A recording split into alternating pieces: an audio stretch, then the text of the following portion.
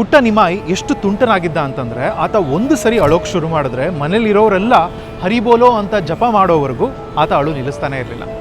ಒಂದ್ಸರಿ ಏನಾಗುತ್ತಪ್ಪ ಅಂತಂದರೆ, ನಿಮಾಯಿ ಅಂಗಳದಲ್ಲಿ ಆಟ ಆಡ್ತಾ ಕೂತಿರ್ತಾನೆ. ಆ ಸಂದರ್ಭದಲ್ಲಿ ಒಂದು ದೊಡ್ಡ ಹಾವು ಆ ಸ್ಥಳಕ್ಕೆ ಬರುತ್ತೆ. ಮನೇಲಿರೋರೆಲ್ಲ ಗಾಬರಿಯಿಂದ ಕಿರ್ಚೋಕೆ ಶುರು ಮಾಡ್ತಾರೆ. ಆದರೆ ನಿಮಾಯಿ ಆ ಹಾವನ್ನು ಬಳ್ಳಿ ಥರ ಇಟ್ಕೊಂಡು ಆಟ ಆಡೋಕೆ ಶುರು ಮಾಡ್ತಾರೆ. ಆ ಹಾವು ಸುರುಳಿ ಸುತ್ತು ಮಲ್ಕೊಂಡ್ರೆ ನಿಮಾಯಿ ಆ ಹಾವಿನ ಮೇಲೇ ಮಲಗಿಬಿಡ್ತಾನೆ. ಆ ಸಂದರ್ಭ ಹೇಗಿರುತ್ತಪ್ಪ ಅಂತಂದರೆ, ಸಾಕ್ಷಾತ್ ಆದಿಶೇಷನೇ ಭಗವಂತನ ಸೇವೆಗೋಸ್ಕರ ಬಂದಿರೋ ಥರ ಇರುತ್ತೆ.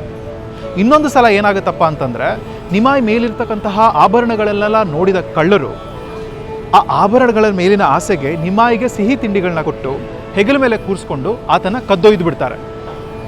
ಸರಿ, ಜನಗಳನ್ನೆಲ್ಲ ಸಿಗಬಾರ್ದು, ಜನಗಳಿಗೆ ಕಾಣಿಸ್ಕೋಬಾರ್ದು ಅಂತ ಜನಗಳಿಲ್ಲದ ದಾರಿಯಲ್ಲಿ ಓಡಾಡಿ ಕೊನೆಗೆ ಅಬ್ಬಾ ನಮ್ಮ ರಹಸ್ಯದ ಜಾಗ ಬಂತು ಅಂತ ನಿಮಾಯಿನ ಕೆಳಗಡೆ ಇಳಿಸ್ತಾರೆ. ಆದರೆ ಸತ್ಯ ಏನಪ್ಪ ಅಂತಂದರೆ, ತಲೆ ಎತ್ತಿ ನೋಡಿದ್ರೆ ಅಲ್ಲಿ ಜಗನ್ನಾಥ ಮಿಶ್ರರ ಮನೆಯೇ ಇರುತ್ತೆ. ಮಗುವನ್ನು ಎಲ್ಲಿಂದ ಕದ್ದಿರ್ತಾರೋ ಅಲ್ಲಿಗೆ ವಾಪಸ್ ಬಂದಿರ್ತಾರೆ. ಪುಟ್ಟ ನಿಮಾಯಿ ತನ್ನ ತಂದೆಯನ್ನು ಕೂಗೋಕೆ ಶುರು ಮಾಡ್ತಾನೆ. ಬದುಕಿದ್ರೆ ಸಾಕು ಅಂತ ಕಳ್ಳರು ಅಲ್ಲಿಂದ ಓಡಿ ಹೋಗ್ತಾರೆ. ಭಗವಂತನ ಲೀಲೆಗಳನ್ನು ಅರ್ಥ ಮಾಡ್ಕೊಳ್ಳೋದು ಎಷ್ಟು ಕಷ್ಟ ಅಲ್ವಾ?